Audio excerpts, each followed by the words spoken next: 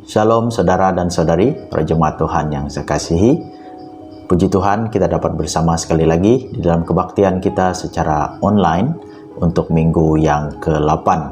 Minggu ini kita adalah menyambut hari yang sangat istimewa, yaitu hari kebangkitan Tuhan Yesus. Pada hari Jumat yang lalu kita menyambut hari Paskah ataupun Good Friday yang menandakan hari kematian Tuhan di atas kayu salib. Dan di sanalah Yesus mengatakan sudah selesai. Dan saudara, itu berita baik bagi kita semua, karena segala hukuman yang patut kita tanggung telah ditanggungkan kepada Yesus. Jalan masuk kepada Tuhan sudah terbuka bagi kita. Dan pada hari ini kita menandakan dan kita meraihkan hari kebangkitan Tuhan Yesus. Jadi sebelum kita masuk dalam firman Tuhan, saudara, mari kita berdoa. Haleluya. Bapa kami di surga, kami mengucap syukur berterima kasih ya Tuhan. Karena kasih anugerah-Mu dan kebaikan-Mu, kami dapat sekali lagi Tuhan mengadakan waktu ini dimanapun kami berada, baik di rumah ataupun di mana saja kami mendengar siaran ini. Biarlah Tuhan hadirat-Mu, kami percaya bahwa Engkau juga menyertai kami, bersama kami. Ya Tuhan, di dalam pemberitaan firman ini Tuhan, biarlah juga Engkau yang juga menyertai, memberkati, dan Tuhan membuka hati pikiran kami yang mendengar, supaya kami mengerti apakah yang disampaikan, dan juga Tuhan memberikan keyakinan iman kami semakin teguh di dalam Engkau, dan kami Tuhan mau meraihkan Tuhan hari kebangkitan Tuhan Yesus, suatu hari kemenangan, hari sukacita bagi setiap orang yang percaya. Terima kasih Tuhan, di dalam nama Tuhan Yesus kami berdoa. Amin. Amin, saudara. Haleluya, saudara. Jadi hari ini kita menyebut hari kebangkitan Tuhan Yesus, dan saya mengambil kesempatan ini untuk mengongsikan kepada kita semua tentang arti kebangkitan Yesus Kristus. Kita mau tahu apakah arti kebangkitan Tuhan Yesus Kristus. Mungkin kita sudah tahu, mungkin kita sudah mengatakan bahwa kita pernah mendengar khotbah ini, tetapi saudara, kita perlu diingatkan semula. Kita perlu diyakinkan semula tentang kebangkitan Tuhan Yesus. Dan tiap tahun kita meraihkannya, karena ini adalah dasar iman kita, saudara. Inilah tempat kita bergantung, karena tanpa kebangkitan Tuhan Yesus, saya percaya tidak ada kekristenan. Tanpa kebangkitan Tuhan Yesus, kita tidak ada harapan. Sebab itu ada nyanyian yang berkata, sebab Dia hidup, ku ada harapan. Benar saudara, karena Dia hidup, kita ada pengharapan. Haleluya. Jadi hari ini saya ingin berkongsi kepada kita satu petikan daripada firman Tuhan.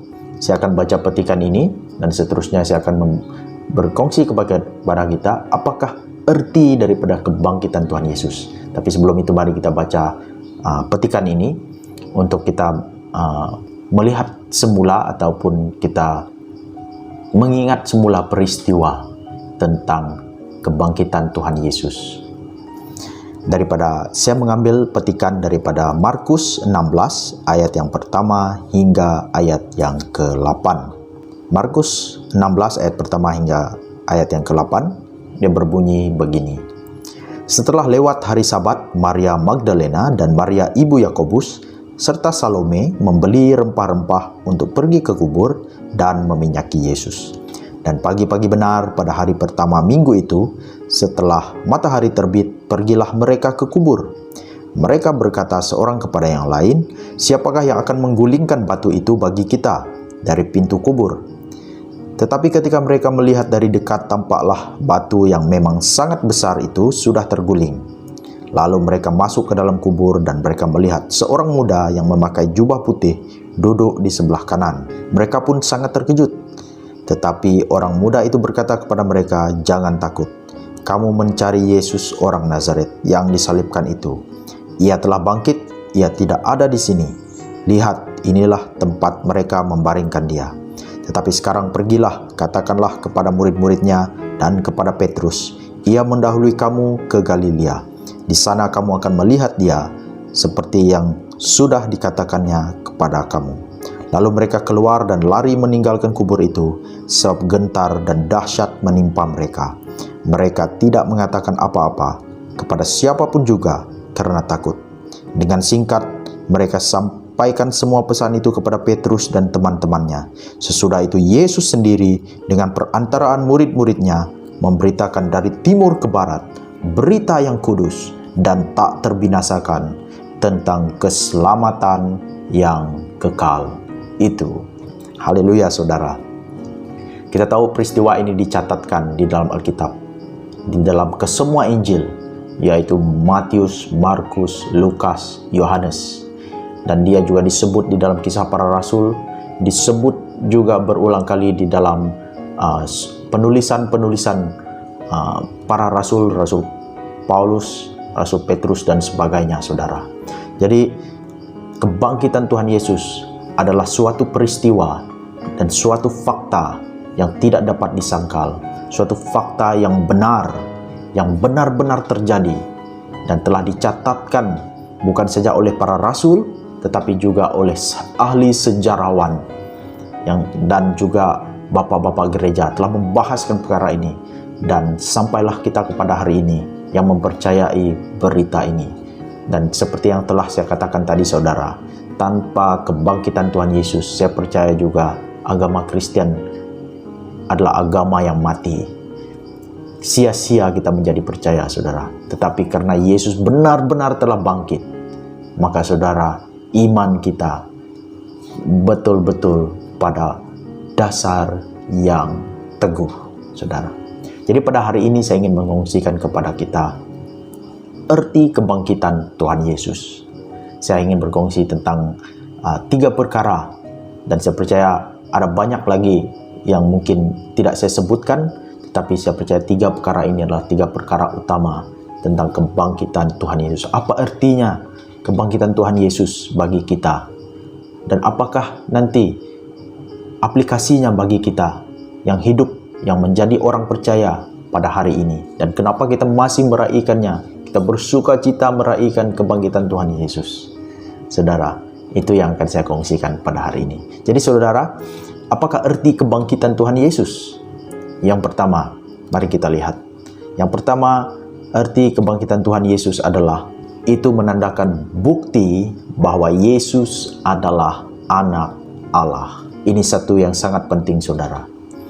Sudah banyak orang di dalam sejarah yang mengaku dirinya Tuhan, yang mau disembah sebagai dewa, disembah sebagai yang mempunyai kuasa, sebagai Tuhan, yang berani mengaku dirinya sebagai Tuhan. Tapi saudara, mereka semua mati. Dan kematian mereka tidak pernah bangkit dari kematian.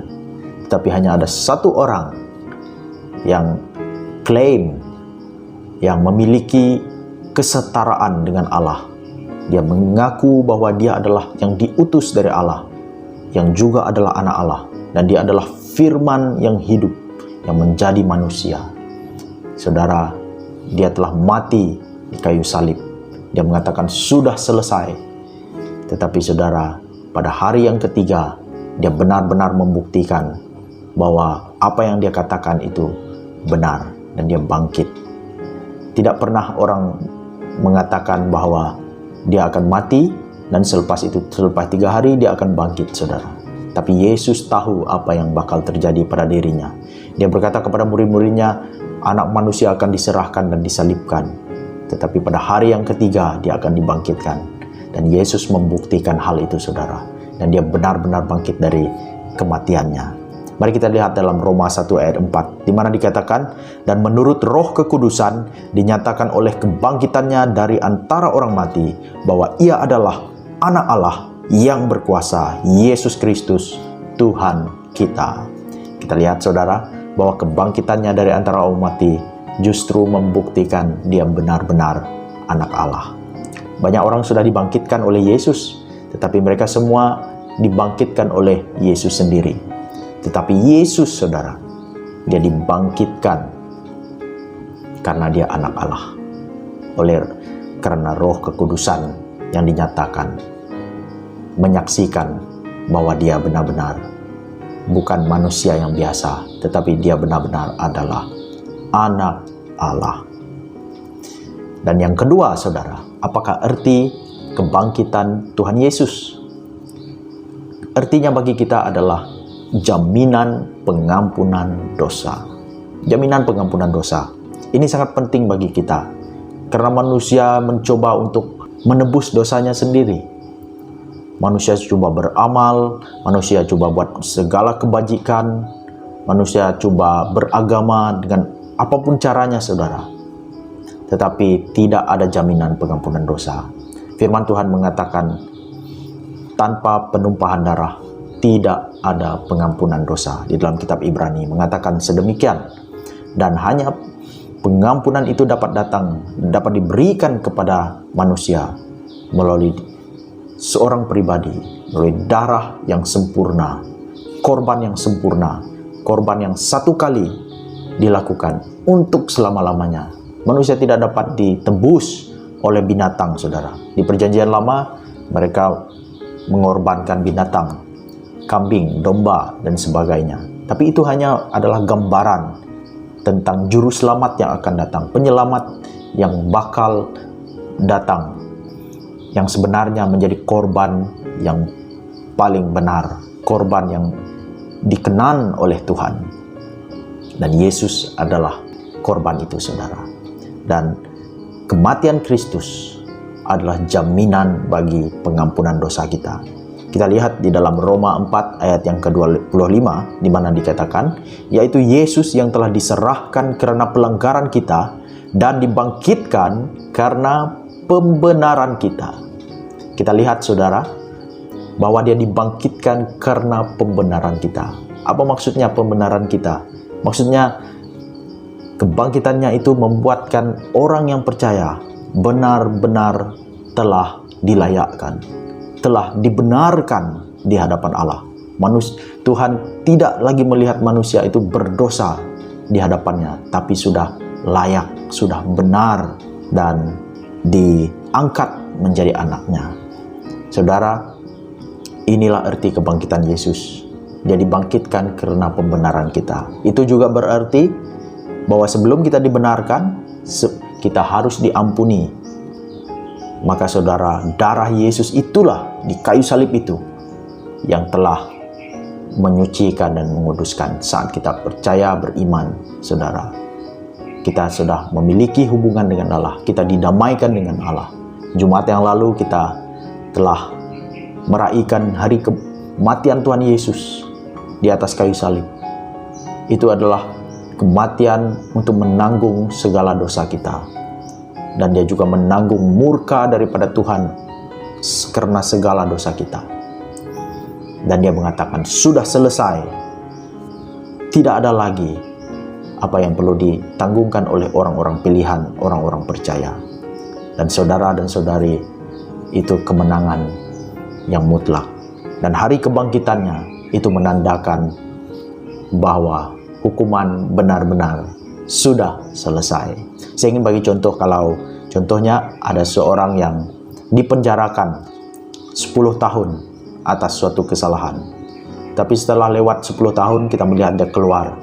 Dan kita tahu dia keluar dari sana menandakan bahwa hukuman sudah selesai dijalani. Begitu juga dengan Yesus, saudara. Dia keluar daripada kubur menandakan seperti sah, mengatakan bahwa hukuman benar-benar telah selesai. Tidak ada dosa lagi yang ditanggungkan. Dan dia telah menang di atas semuanya. Dan oleh itu, saudara, kebangkitan Kristus membawa arti jaminan pengampunan dosa dan pembenaran kita. Kita tidak dapat benar di hadapan Allah dengan diri kita. Kita tidak dapat benar karena kita berpuasa, karena kita melakukan segala yang baik, saudara. Semua itu bagus untuk kita lakukan. Wajib bagi orang percaya untuk melakukan semuanya itu. Tapi saudara, kita tidak dibenarkan karena itu. Kita dibenarkan karena satu perkara, karena darah Yesus dan karena kebangkitannya kita dibenarkan. Haleluya. Dalam 1 Korintus 15 ayat 17 mengatakan, Dan jika Kristus tidak dibangkitkan, maka sia-sialah kepercayaan kamu, dan kamu masih hidup dalam dosamu. Kita lihat di sini, saudara, jemaat di Korintus mempersoalkan tentang kebangkitan Yesus, dan Paulus terpaksa menulis dengan panjang lebar tentang kebangkitan Tuhan Yesus. Paulus mengatakan, ini Injil yang saya beritakan, Yesus mati seperti yang dikatakan kitab suci, dan dia juga bangkit seperti yang dikatakan kitab suci. Dan Paulus menulis, coba membuktikan kepada mereka. Paulus mengatakan Yesus setelah dia bangkit, dia menampakkan diri kepada murid-muridnya, kepada Petrus, dan kepada 500 orang yang percaya. Saudara, itu suatu kesaksian yang benar. Kalau 500 orang melihat Yesus, mana mungkin mereka menipu, saudara. Dan yang terakhir, Paulus katakan, Yesus juga menampakkan diri kepada dirinya ketika dia mau pergi menganiaya jemaat Allah. Dan di sana dia melihat terang Tuhan menyinari dari langit, dan dia jatuh, dan mata dia buta, saudara, tetapi mata rohaninya terbuka pada hari tersebut. Siapa yang dia lihat, saudara? Yesus yang telah dibangkitkan dari kematian. Maksudnya Yesus benar-benar hidup. Yesus tidak mati di dalam kuburan. Dan Paulus menulis ini kepada jemaat di Korintus dan mengatakan, kalau Yesus tidak dibangkitkan, sia-sia kepercayaan kamu, dan kamu masih hidup dalam dosamu. Begitu juga dengan kita, saudara. Bayangkanlah kalau Yesus benar-benar tidak bangkit. Sia-sia kita jadi orang Kristen. Sia-sia kita beribadah selama ini. Dan Paulus berani mengatakan kita adalah orang yang sangat malang, saudara. Dan kita masih hidup dalam dosa karena tidak ada pengampunan, tidak ada pembenaran. Jadi saudara, kebangkitan Tuhan Yesus adalah karena pembenaran kita. Karena menjadi jaminan pengampunan dosa bagi kita yang percaya kepadanya. Haleluya. Yang ketiga, saudara, apakah arti kebangkitan Tuhan Yesus? Arti kebangkitan Tuhan Yesus yang ketiga adalah maut dikalahkan dan ada kebangkitan dari kematian. Itu arti kebangkitan Tuhan Yesus, saudara. Maut sudah dikalahkan. Seperti yang saya katakan tadi, banyak orang sudah mati dalam dunia ini. Mungkin berbilion-bilion yang sangat ramai, dan tidak ada yang bangkit seperti kebangkitan Tuhan Yesus. Banyak orang yang bangkit tetapi dibangkitkan oleh Yesus, dibangkitkan oleh Tuhan. Tetapi Yesus bangkit, saudara, karena dia memang benar-benar Allah. Dan itu juga menandakan bahwa ada kebangkitan dari kematian. Saya bacakan daripada 1 Korintus 15 ayat 12 hingga 15. Ini petikan yang saya katakan tadi di poin yang kedua, di mana Paulus membuktikan, ingin meyakinkan orang di Korintus yang mempersoalkan kebangkitan Tuhan Yesus. Ayat 12 mengatakan begini, jadi bila mana kami beritakan bahwa Kristus dibangkitkan dari antara orang mati, bagaimana mungkin ada di antara kamu yang mengatakan bahwa tidak ada kebangkitan orang mati? Kalau tidak ada kebangkitan orang mati, maka Kristus juga tidak dibangkitkan. Tetapi andai kata Kristus tidak dibangkitkan, maka sia-sialah pemberitaan kami, dan sia-sialah juga kepercayaan kamu. Lebih daripada itu, kami ternyata berdusta terhadap Allah, karena tentang Dia kami katakan bahwa Ia telah membangkitkan Kristus, padahal Ia tidak membangkitkannya. Kalau andai kata benar bahwa orang mati tidak dibangkitkan. Sebab jika benar orang mati tidak dibangkitkan, maka Kristus juga tidak dibangkitkan. Dan jika Kristus tidak dibangkitkan, maka sia-sialah kepercayaan kamu, dan kamu masih hidup dalam dosamu. Demikianlah binasa juga orang-orang yang mati dalam Kristus. Jikalau kita hanya dalam hidup ini saja menaruh pengharapan pada Kristus, maka kita adalah orang-orang yang paling malang dari segala manusia. Tetapi yang benar ialah bahwa Kristus telah dibangkitkan dari antara orang mati sebagai yang sulung dari orang-orang yang telah meninggal. Di ayat 26 yang mengatakan musuh yang terakhir yang dibinasakan ialah maut. Hai maut, di manakah kemenanganmu? Hai maut, di manakah sengatmu? Saudara dan saudari, maut sudah dikalahkan dan kita menang bersama dengan Yesus. Yesus telah menang bagi pihak kita. Kebangkitannya dari orang mati itu hanya menandakan bahwa maut tidak dapat menggenggam dia. Banyak orang takut dengan kematian, saudara. Saya pun takut dengan kematian. Tetapi karena kebangkitan Tuhan Yesus, saya memiliki harapan karena kematian bukan akhir daripada segalanya. Jadi saudara, apakah yang boleh kita ambil bagi diri kita? Apakah yang dapat kita raikan sebenarnya pada hari kebangkitan Tuhan Yesus ini? Apa yang dapat kita ingat, dapat kita yakinkan pada diri kita? Yang pertama, saudara, yang pertama, kita mempunyai dasar iman yang benar dan pasti. Apa yang saya maksudkan, saudara? Kebangkitan Tuhan Yesus sudah dicatatkan di dalam Injil, di dalam surat-surat para rasul, diberitakan, diteruskan oleh orang-orang percaya yang terdahulu daripada kita selama 2000 tahun ini, dan ditulis juga oleh para ahli sejarawan. Dan saudara, kematiannya dan kebangkitannya adalah suatu fakta yang tidak dapat disangkal. Oleh itu saudara, kita mempunyai dasar iman yang benar. Kita percaya kepada Tuhan yang benar, Tuhan yang hidup, saudara. Imanmu bukan sia-sia. Kalau Anda menaruh pengharapan pada Yesus, kamu menaruh pada orang yang benar, kepada pribadi yang benar-benar adalah Tuhan. Tidak ada nabi yang lain bangkit, saudara, tetapi Yesus benar-benar bangkit. Karena dia bukan saja nabi, tapi dia adalah Tuhan adanya. Haleluya. Yang kedua, saudara, kita mempunyai keyakinan untuk pengampunan dosa kita. Ini yang sangat penting bagi kita. Kita tahu bahwa kita sudah diampuni. Bagi orang yang percaya kepadanya, kita boleh hidup dengan tentram, aman, damai, karena kita tahu bahwa kematian Tuhan, kematian Yesus di atas kayu salib, dan kebangkitannya itu adalah jaminan pengampunan dosa bagi kita. Dan kita yakin, saudara, kita menghadap Tuhan dengan yakin, kita melayani Dia dengan sungguh-sungguh, bukan untuk memperoleh pengampunan. Kita mengaku dosa kita di hadapannya, bukan karena kita coba untuk mendapatkan pengampunan, saudara.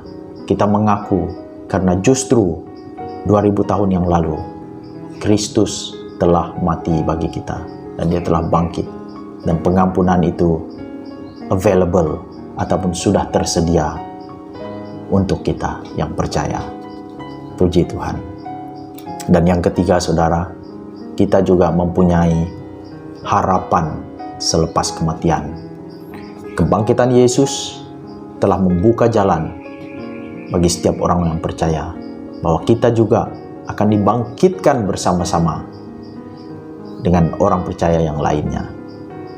Orang yang percaya kepada Yesus tahu bahwa kematian di dunia ini bukanlah suatu yang akhir, tapi kita tahu selepas kematian ada lagi kehidupan yang lain. Dan kita menanti hari itu, saudara, kebangkitan tubuh, di mana Yesus datang kembali dan membangkitkan kita semua. Dan kita juga akan bertemu dengan orang-orang yang telah pergi dahulu daripada kita, orang-orang yang kita kasihi dalam iman. Saudara, itulah penghiburan bagi kita. Kita tahu bahwa kematian sudah dikalahkan. Puji Tuhan, saudara. Jadi, untuk mengakhiri perkongsian saya pada hari ini, saya tidak berkongsi terlalu panjang, saudara, tapi saya hanya menyingkatkan untuk kita meraihkan hari ini dengan rasa syukur dan rasa terima kasih. Tapi pada masa yang sama, saudara, sebelum saya mengakhiri perkongsian saya ini, saya ingin berbicara mungkin kepada dua kelompok orang. Yang pertama adalah orang yang mungkin belum percaya, orang yang belum lagi sungguh-sungguh ataupun mengerti apakah Injil Apakah yang orang Kristen percaya? Apa yang diraihkan oleh orang Kristen? Good Friday, Easter Sunday. Saudara, saya ingin berbicara kepada Anda bahwa yang pertama adalah manusia semua berdosa. Anda dan saya adalah orang yang berdosa, dan kita telah melanggar perintah Tuhan. Kita memberontak terhadap orang tua. Kita memikirkan hal-hal dosa dalam pikiran kita. Kita mengingini sesuatu yang berdosa. Kita melakukan sesuatu yang bertentangan, berlawanan dengan kehendak Tuhan. Semua manusia telah berdosa. Tapi saudara, oleh karena itulah Allah juga telah mengutus anaknya ke dalam dunia, menjadi manusia dan hidup sempurna, dan dia menjadi korban untuk menggantikan kita. Kematian Kristus di atas kayu salib itu menanggung segala dosa kita. Kesalahan kita ditimpakan kepadanya, murka Tuhan ditimpakan kepada Yesus. Yesus menyerap semuanya dan dia berkata, sudah selesai. Dan tabir bait suci terbelah dari atas sampai ke bawah, menandakan bahwa hadirat Tuhan sudah terbuka dan kita boleh masuk menghadap Dia dengan darah Yesus. Saat Anda percaya kepada Yesus, percayalah bahwa Anda juga mengalami kasih karunia Tuhan. Adakah Anda percaya, saudara? Kalau Anda belum yakin, lihatlah, Anda boleh membaca firman Tuhan. Anda boleh menggali dengan lebih dalam bahwa benar kematiannya dicatatkan, bahkan juga kebangkitan Yesus dicatatkan dan telah diceritakan. Ini menandakan bahwa fakta ini adalah benar. Kita percaya pada Tuhan yang hidup, bukan Tuhan yang mati. Dan saya juga ingin berbicara untuk kelompok yang kedua, yaitu orang yang sudah percaya. Bagaimana Anda meraihkan hari ini, saudara? Saya berharap saudara semua meraihkannya dengan penuh rasa syukur. Terima kasih pada Tuhan. Berilah hidup Anda kepada Tuhan. Berilah masa Anda kepada Tuhan.